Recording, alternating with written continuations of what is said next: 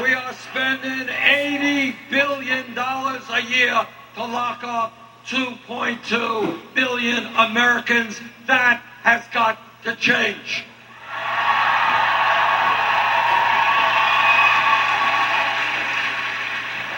And one of the reasons that we have so many people in jail is that in many of our inner cities, in many of our rural communities, you have youth unemployment of 30, 40, 50%. White kids, Latino kids, African American kids who have no jobs and have no education. And when you hang out on street corners, bad things happen. And that is why I believe, and if elected president, we will implement investing in our young people in jobs and education.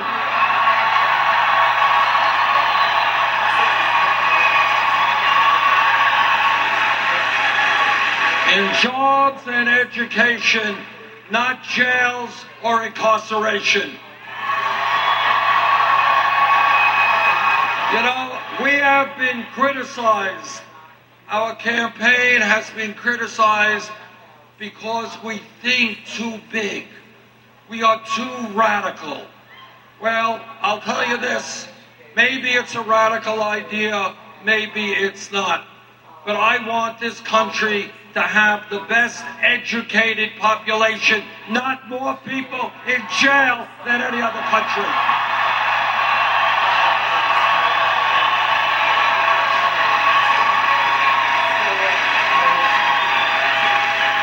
And when we talk about reforming criminal justice, it is also important to deal with local police departments all across this country. Now, I was a mayor of Burlington, Vermont, and we want all of you to come visit us in Vermont. Like Oregon, it is a beautiful state. You'll enjoy it. I was a mayor there for 8 years, and I worked with our police department, not only in Burlington, but throughout our state, and I worked with police officers throughout this country. Vast majority of police officers are honest and hardworking and have a very difficult job.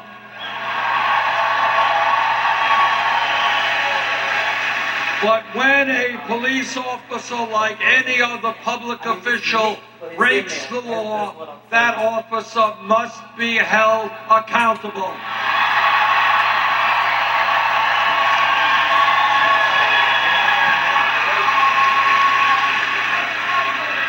We have got to demilitarize local police departments.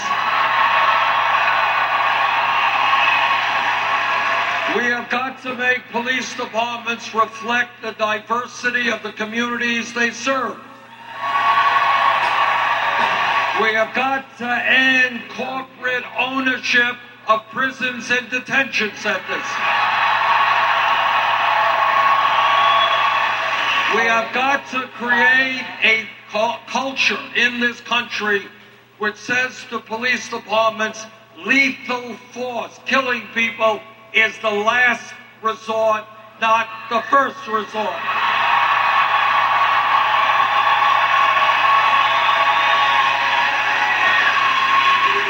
We have got to rethink the so-called war on drugs.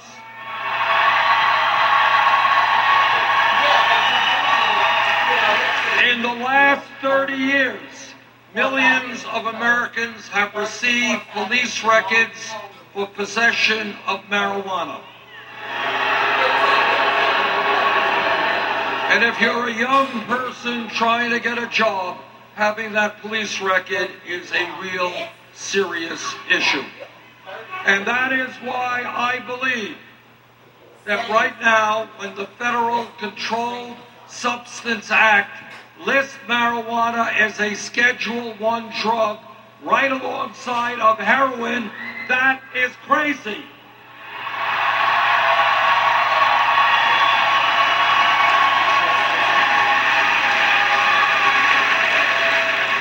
And that is why, if elected president, we will take marijuana out of the Federal Controlled Substance Act.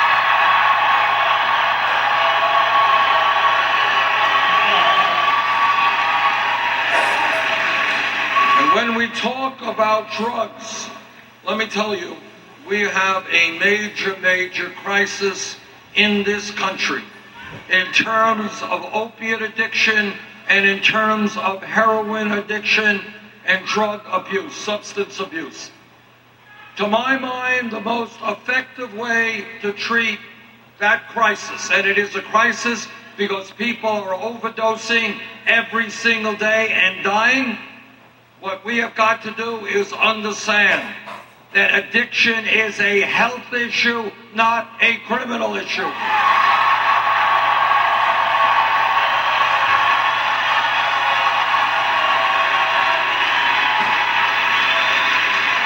And that is why we need a revolution in mental health treatment in this country.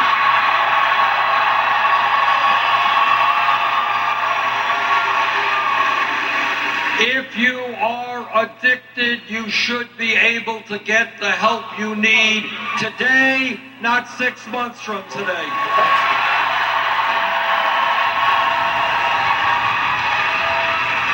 We are also facing a very serious crisis in suicide in this country.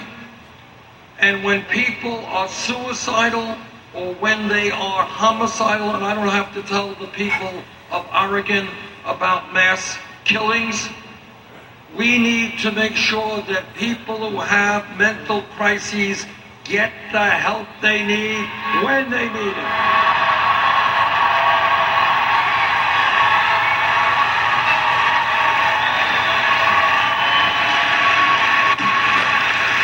This campaign is going to win because we are listening to the American people and not just to wealthy campaign contributors.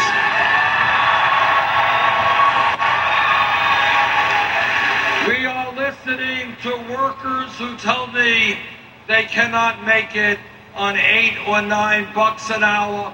We need to raise the minimum wage nationally, $15 an hour.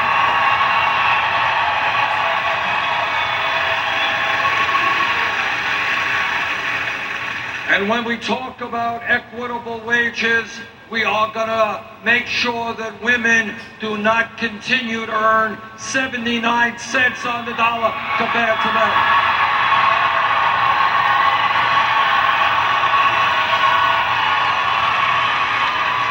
And I know that every man here will stand with the women in the fight for pay equity.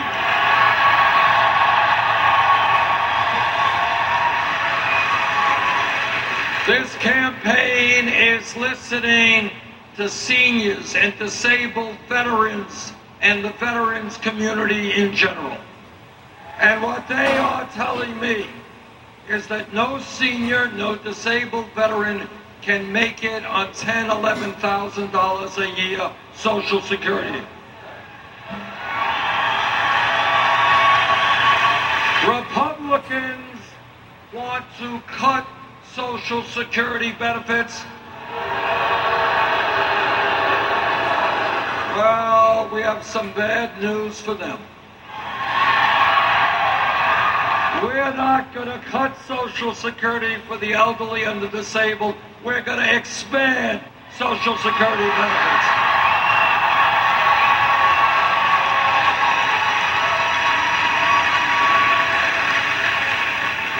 This campaign is listening to young people.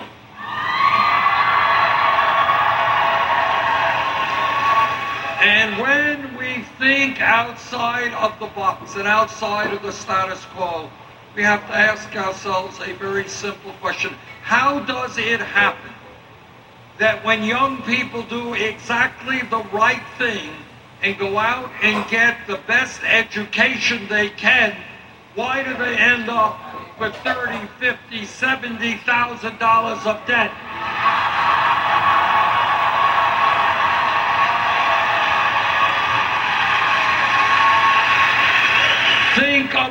it for 1 second and you conclude that's nuts. It's nuts. We want to encourage our people to get the most and best education that they can.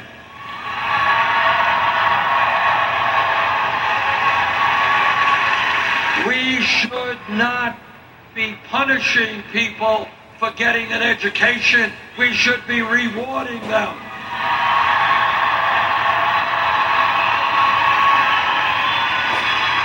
And that is why we're going to do two things. Number one, we are going to make public colleges and universities tuition-free.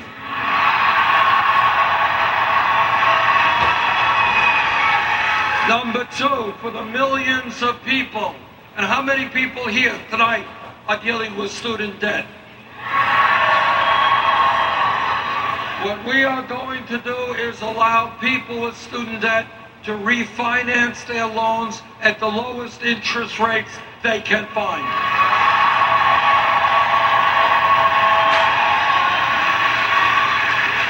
And we're going to pay for that through a tax on Wall Street speculation.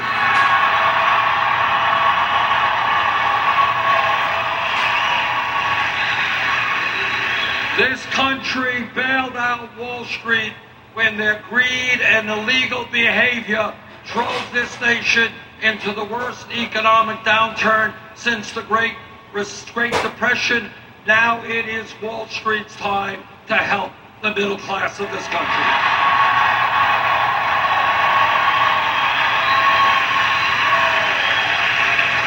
This campaign is listening to our African American brothers and sisters.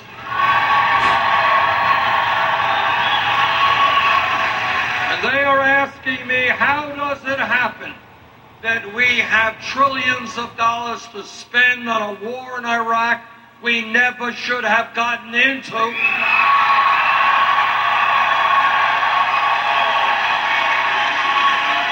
But supposedly we do not have the money to rebuild crumbling inner cities in this country.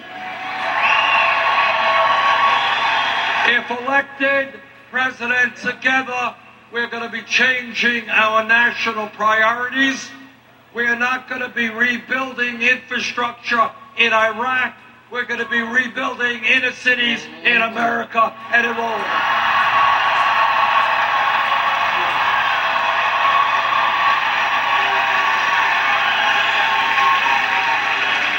This campaign is listening to our Latino brothers and sisters. There are 11 million undocumented people in this country. We need comprehensive immigration reform and a path toward citizenship.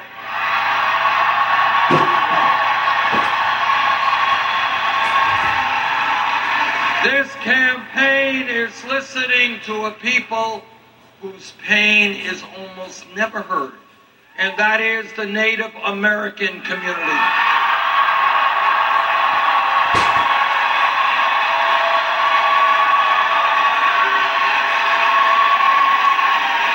Everyone here knows that from before the time this country became a country, the Native American people were lied to, they were cheated, and treaties they negotiated were broken. And yet the Native American people have provided us with so much. We have a debt to them that we can never, ever repay. And one of the most important things that they have taught us is that as human beings, we are part of nature. We must coexist with nature.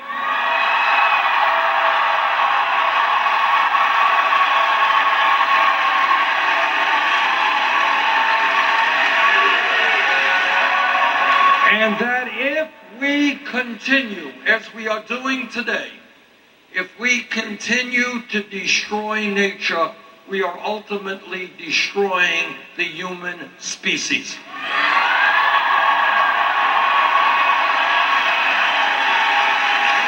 And yet today, on reservations and in Native American communities, poverty and unemployment and suicide rates are sky high. If elected president, we are going to profoundly change our relationship to the Native American people.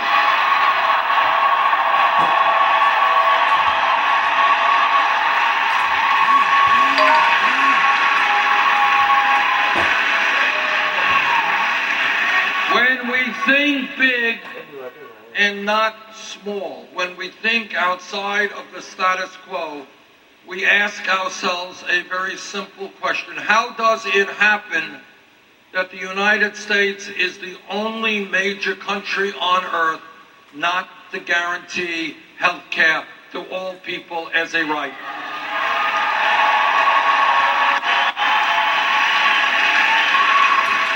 The Affordable Care Act has done some very important things, but we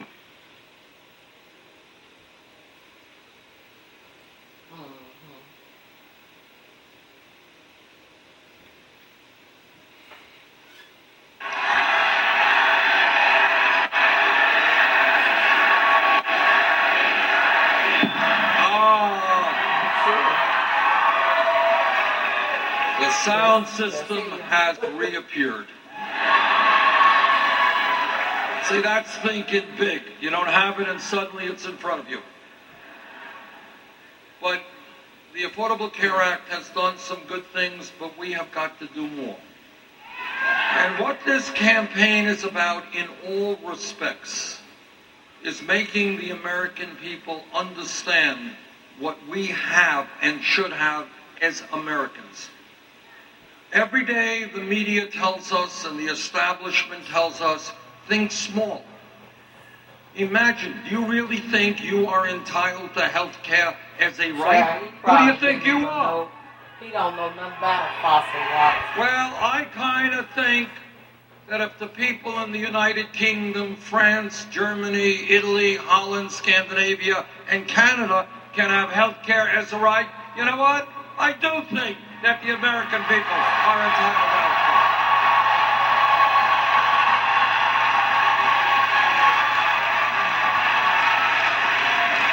I want you to think big and think about this.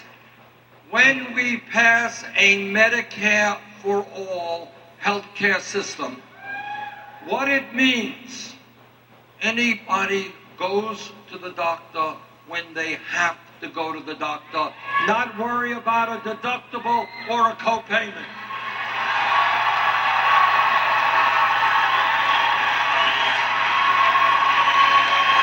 And when we pass a Medicare for all system, we will not continue to be ripped off by the drug companies who charge us the highest prices in the world.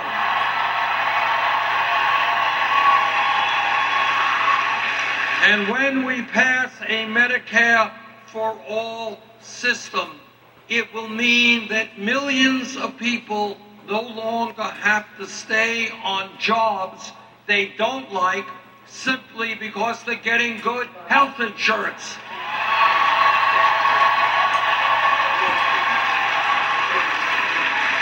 Think for a moment what it will mean to our economy when we unleash the entrepreneurial spirit of millions of people who can leave their jobs now and go out and start new businesses.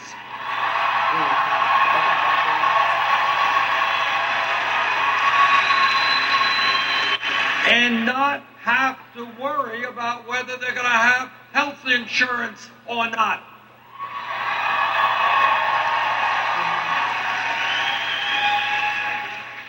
I want to, for a moment, talk about a few of the differences that exist between Secretary Clinton and myself.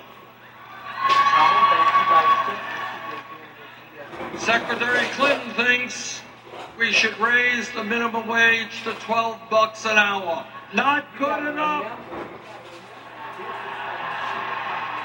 We need to raise the minimum wage to $15 an hour. I am a member of the U.S. Senate Committee on the Environment. Let me tell you, climate change is real.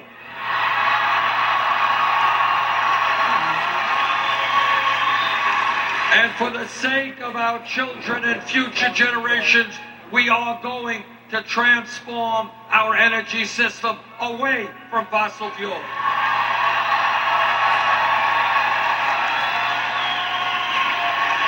And one way to do that, maybe the most important way, is to have a tax on carbon. That is my view. That is not Secretary Clinton's view. In fact, when she was Secretary of State, she pushed fracking technology on countries throughout the world.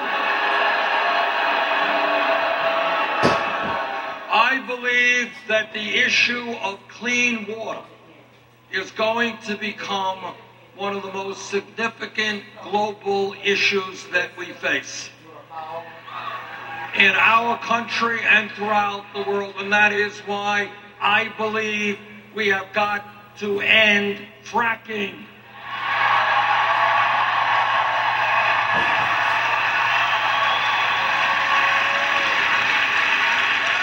That is not Secretary Clinton's view. Foreign policy, as you know, and military policy is a very important part of what a president does. The most important foreign policy debate in the modern history of this country was over the war in Iraq. I voted against the war in Iraq.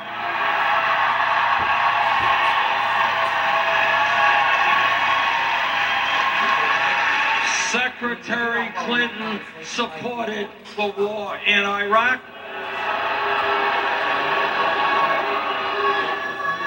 If we are going to rebuild a declining middle class, we need to revamp our trade policies. I voted against virtually all. I voted against every one of these disastrous trade agreements. Secretary Clinton supported virtually all of them. And on it goes. At this moment in American history, we need a president who has the history and the courage to take on the billionaire class.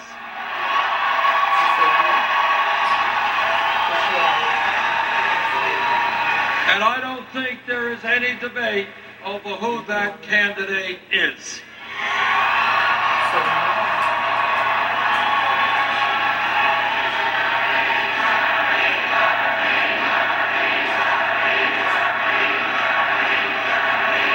Everyone here knows, who has studied American history, that real change always takes place from the bottom on up, never from the top on down.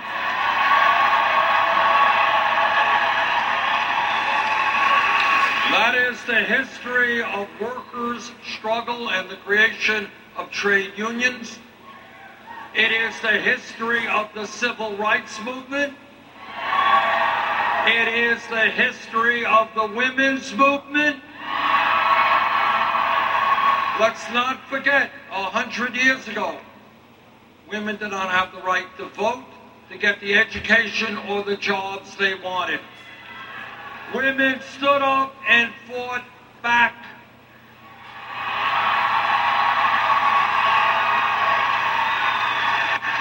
And they and their male allies said women will not be second-class citizens in the United States.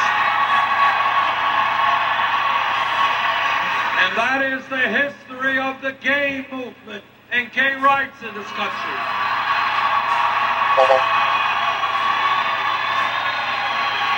against incredible bigotry and hatred. The gay community and their straight allies said that in America, people should have the right to love whoever they want, regardless of their gender.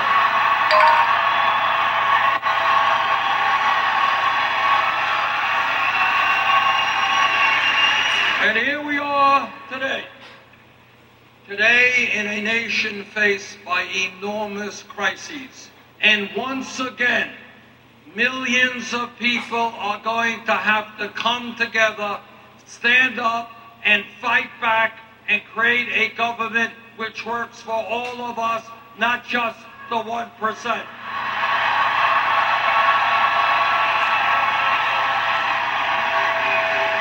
And that is what this campaign is about. No president, not Bernie Sanders or anyone else, can do it alone. We have got to do it together.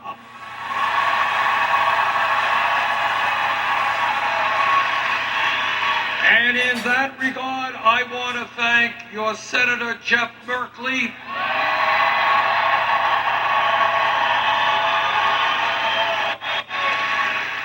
There are 100 people in the U.S. Senate.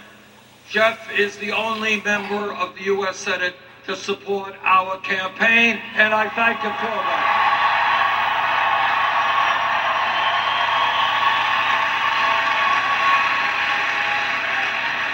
Next Tuesday, there is going to be an enormously important Democratic primary here in Oregon. What I have found out throughout this campaign is when the voter turnout is high, we do well. We win. Next Tuesday here in Oregon, let us have the highest voter turnout in Oregon Democratic primary history.